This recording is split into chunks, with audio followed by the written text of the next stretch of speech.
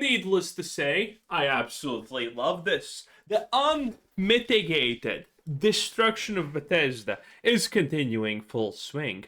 The fans have left, the haters are, well, I'm probably one of the only people left at this point, honestly, because everyone else, even from the haters, has left, and all of the people who should be paid to give positive opinions about Bethesda, but not actually paid because they're bad at getting paid, are also turning on Bethesda and calling them bad. And, well, needless to say, a company can't exactly survive long if they lose all of their fans and all of their player base. So, I'm kind of excited for the future of Bethesda, or more specifically, excited for their non-future. Maybe that's how we're supposed to say that. In any case, it's bad and it's getting worse because people are starting to understand. Wait a minute. This update, this game, is really, really bad. It's literal dog water, and this is the prevalent opinion. Okay, if you look online, if you look on YouTube, if you look honestly anywhere except IGN, I guess, you will not find a single positive comment, review, or anything about Bethesda in general. It doesn't matter which game. Fallout 4, the Anniversary Edition, Starfield, the way that they have handled Skyrim and historically even, Fallout 76, it doesn't matter what. Fallout 5, the Elder Scrolls 6, Elder Scrolls Online, which is ZeniMax, I think, not even Bethesda technically, but I'm sure Bethesda has their part in that also, obviously. Everything is just negative. It makes me so happy also, Jesus Christ. It makes me so happy that everyone's negative about Bethesda, okay? Listen, when they need to make yearly shill awards, and I need to get my negative Bethesda shill award, okay? Boys, deep down, you know there is no one else who deserves that more than I. If there's one thing I truly deserve in life, it's the Bethesda shill award, okay? I really have worked hard for it, and I think I should receive it. Okay, I'll have a suit and everything. Ladies and gentlemen, I did it. I survived the great server crisis of 2025, managed to get online in Fallout 76, play Burning Springs, complete all the content that was there, and now I'm sitting down to deliver some thoughts. And you may think to yourself after hearing all that, well, that was pretty quick, because like the servers kind of just started to get online in a proper way, like last night, Maddie. And that's pretty much the whole point of... Wait, was that lag? I think that was just lag right now. It's pretty much the whole point. Yeah, that's server instability right there. Also, this is... I mean, it's not looking great, I'm not gonna lie. This is not exactly a good-looking model, but this is, I think, the best-looking model in a Bethesda game by a landslide. And it's still pretty bad. Of this review, as I'll get into. Oh, it was. Now, to be clear, ladies and gentlemen, this update in Burning Springs was touted by Bethesda as the biggest update yet. These are not the words of YouTubers who have hyped it up. This is... Yes, and as we all also know, the Outer Worlds 2 was marketed as from the creators of Fallout New Vegas. How did that work out? Not the words of the community who is hoping it'll be that. You can check the headlines, you can check the Bethesda.net article, you can check the comments in the interview. This was called their biggest update ever. And that's saying something because Wastelanders does exist. Back in 2020, Bethesda overhauled the base game map of Fallout 76. They added like a 15... They didn't overhaul it a lot. Like, come on, they added like 2 fucking shacks at the starting location and a little bit more in another place. They didn't overhaul a lot with that. 15-hour story. All of this was in there for 15 hours. By the way, the 15-hour story pretty much unanimously made most people leave. 30 fucking minutes in, roughly, was really bad. And then when you complain about the story being bad, you had people being like, but did you finish the story? How can you say the story was bad even if you didn't finish it? Why? Did you even try the other stories after that? How can you say it was bad? Bro, because I didn't even care to play it. Oh my god.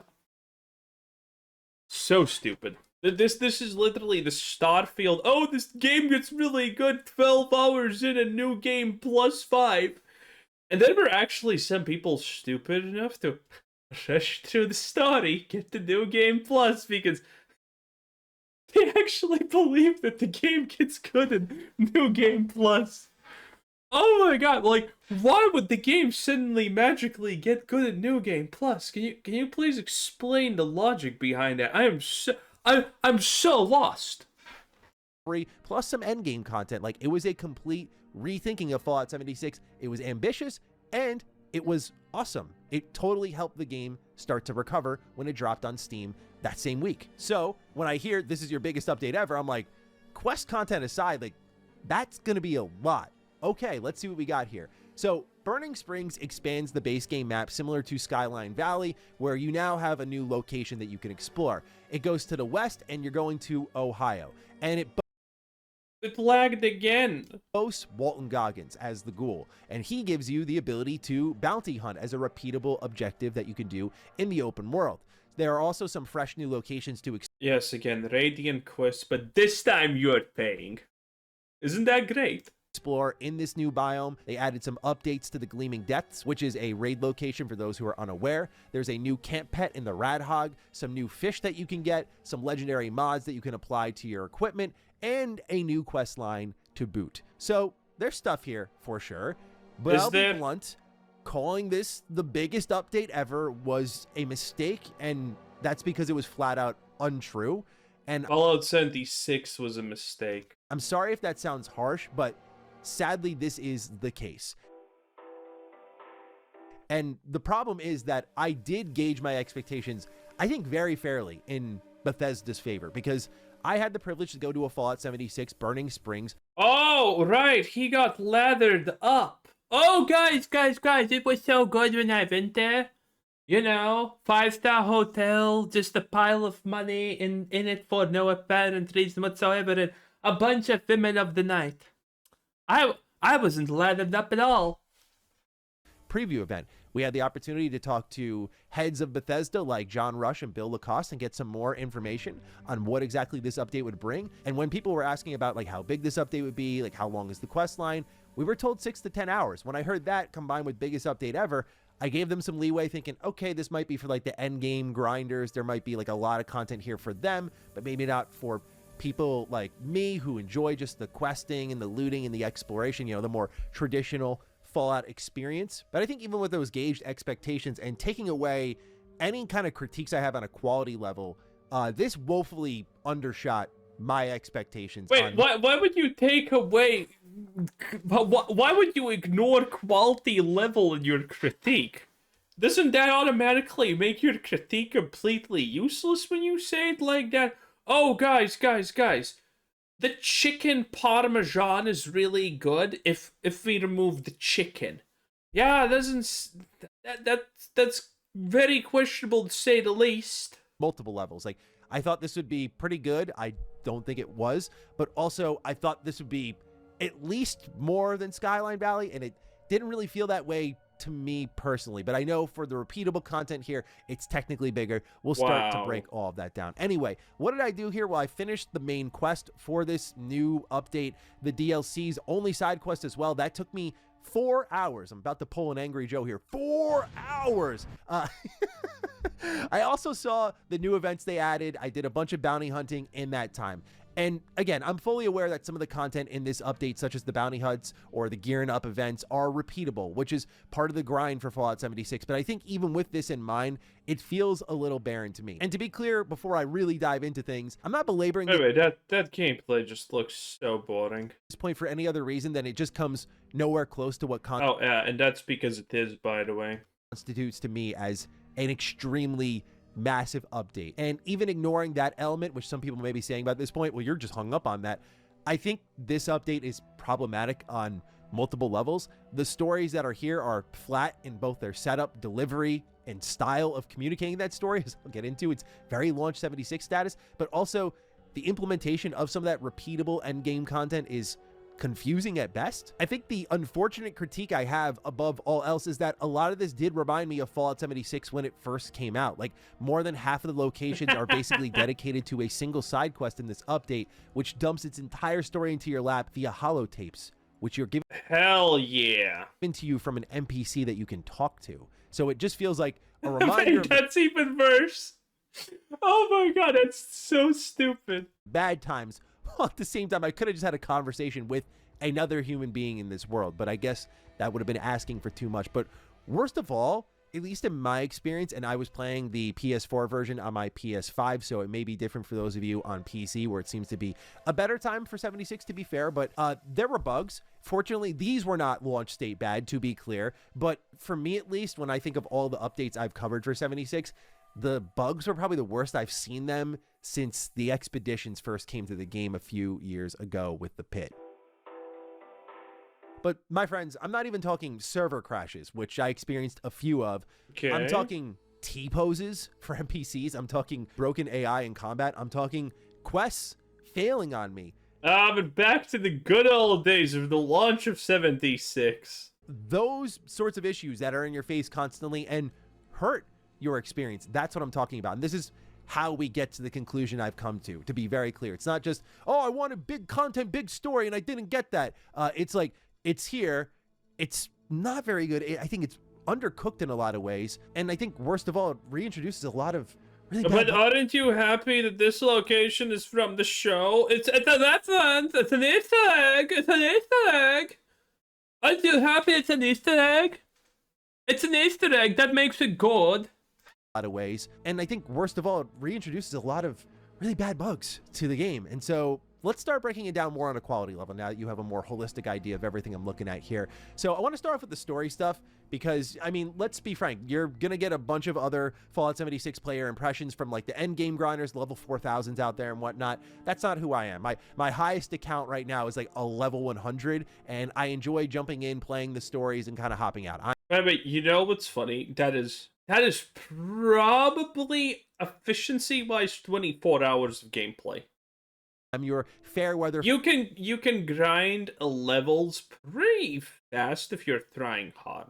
Fallout 76 player that I think represents the more single player demographic of that community, and I think there's still value in that. So looking at the main story here, you get a distress signal on your Pip-Boy, as you do with many of these new Fallout updates, or even dating back to like OG Fallout 3 DLC. But anyway, you get a waypoint after listening to this distress signal, and you go and find a Rust Raider camp. You go to save a woman, you get bashed in the back of the head, and you meet the Rust King. The Rust King is the king of the wasteland, and you have to prove your worth to him. So you survive in his arena, and from there the quest is good to go, because now you have to really prove your worth to him, which I found to be not the most interesting hook, because Does this seem interesting in general?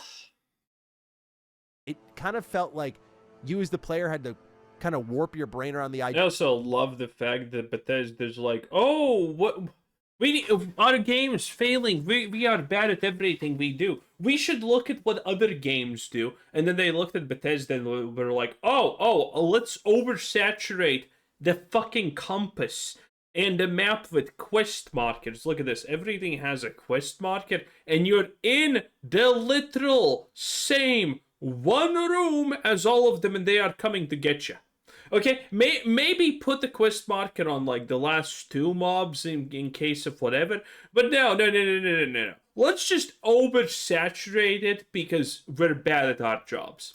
Of like, I could just not want to do this. Like, why would my character feel compelled to do this other than live service game with new content? But ignoring all of that, you may remember something that I mentioned from my Fallout 76 preview, which was that I was a little bit worried that this main story would be padded. So after everything I described to you is a quest line that features challenges, which I don't remember ever seeing in any other part of 76, but someone can correct me if I'm wrong on that. But basically what happens in this challenge is now you have to prove yourself to Mr. Big Bad Rust King. So you have to complete the Test of Might, which I think went by pretty easily. That didn't take me too long to do. And then the Test of Dominance. And the challenges I had to complete were things like killing a bunch of Rust Raiders. I had to critical hit them in VATS, which as a melee character build, I did not have a good time with that one. I had to complete a premium headhunt, which ran me 5,000 credits. More on that in a little bit. And I had to kill 5 legendary enemies. Now, This took me about like almost 2 hours to get through this part. This was easily the longest stretch of the game for me. In fairness, I do think Season 76 players... why is she naked, by the way? May have more of an easy time with this and may breeze through it a lot easier than me. I do think, sadly, this reinforces my point, but if that sounds long compared to your average 76 player, it's probably because it is. So now you know these two quest lines, and that's important because I did not realize when I went to the preview event and got to this point in the story, which is really where it starts, that I was already halfway done with that story. So after these two tests are done, I fired it up, played for another hour, and the story for the zone was done. And it was a little bit of that, let me try to describe it. You know that quiet moment where you're like holding your controller, looking at the TV, the ambient sounds are just kind of drifting. I would never be caught dead holding a controller playing a PC game. By your ears and your brain's just going and you're trying to think things through. That's a moment you kind of go through and you're like, oh, my mind was just blown. Or you go through the moment I did where you're like, that was it. Like I was staring at my screen waiting for the Vault Boy to pop up being like, new quest begins, because the ending was kind of unfulfilling. It was set up for more, and there was no repeatable end game objective, which at least would have made sense with a certain character at the end of this story. But it's just like, I'll have use for you in the future, Wastelander. I'm like, okay, sounds good. So yeah, it's a 4 quest long story, and that was a shocker to me. I don't care if people are out there like, well, the repeatable content, we'll talk about that in a second. The biggest update ever. 4 quests. Wow. Here, but for me, I looked at my PS5 play clock and I went from like 151 hours to 155. So it had risen 4 hours after its biggest update yet. I don't find that particularly acceptable with what was marketed to me. And at least if it was great, I probably would care less. It's also just like the form of the delivery. I mean, I get the suspicion that maybe Goggins kind of absorbed the budget. You know, it's an expensive man to get in your game, and I commend them for getting him in there. We'll talk about him in just a little bit as well here. But the main story has voice acting like this. There's no way. No. Fuck. You're lying. How did he die? Tell me. Now. Raiders. Of course it was raiders. I'm sick of them. Sick of them. I'll kill every last one of those goddamn raiders. And people are complaining about Amazon AI dubbing. Okay, listen, I told you this. The Amazon AI dubbing thing is an overreaction. It's still probably better, or at least equal to this. So it's only forward. Especially the one they call King. I want my revenge now. Mind you, that final line there where he talks about, like, I'll kill that person, especially that king, that just happened to be the character that I was trying to kill. It's like, oh, funny that. Yeah, like, let's, you and me are going to get along fine. It's that sort of, like, corny writing that I see in 76 a lot, and I get it. Like, it's an online game, but, like, it is one of those things where it's not even me putting on my Fallout elitist cap and being like, yo, this isn't Fallout, bro. Like, I'm not even going there with it. I'm just more so thinking about, like, this just is lousy writing. Like, it's just like, why are characters talking like cornballs? Like, it feels like we found this archetype for the Raider in Fallout 3 of like the, yeah, you like the sight of your own blood? And like, that's been the only Raider type we've gotten for over a decade now. It's like, there's been no nuance to them at all. And they just sound worse and worse in 76. What do you mean nuance? They have different, like, names, like a Deathclaw Handler, okay? They're completely different from the Deathclaw not handlers, okay? Like, what do you want? What do you want so much, okay? Why don't you just relax, Maddie? Relax and enjoy it, okay? The Deathclaw Handler is very different from the classical Ash Raider, okay? And the Ash Raider's very different from the Mud Raider, and the Mud Raider is very different from the Water Park Ski Enjoyer Raider. Like, stop being a killjoy, okay? Stop. 76 has never had, like, incredible voice talent coming in. Most of the main characters they get, I think, do have great talent, but you can tell where they're, like, squeezing the budget here. And so, yeah, that form of delivery I don't find particularly compelling or exciting. And then you get to the side content here. So there is one new side quest added to this, which sounds crazy when Wow. you say it out loud. But it's called a collectible quest. This is a new quest type, and it's effectively a treasure hunt. So you have these briefcases all around these locations in the Burning Springs called Abraxdine Intel cases. And basically what you're going to do is you're going to collect these, and eventually you're going to find out, oh, I can go to Albany and I can deliver these to someone who might be making use of them. So you go to this individual, and it turns out there's a whole story here involving collecting these cases. And I'm like, all right, that does. I'm sure it's extremely exciting. In any case, this is, needless to say, horrible, but what do you expect from Fallout 76 and Bethesda in general? Probably not a lot. Well, or if you did, then what's wrong with you? Anyway, that was Mr. Manny Plays 10 out of 10. Bye!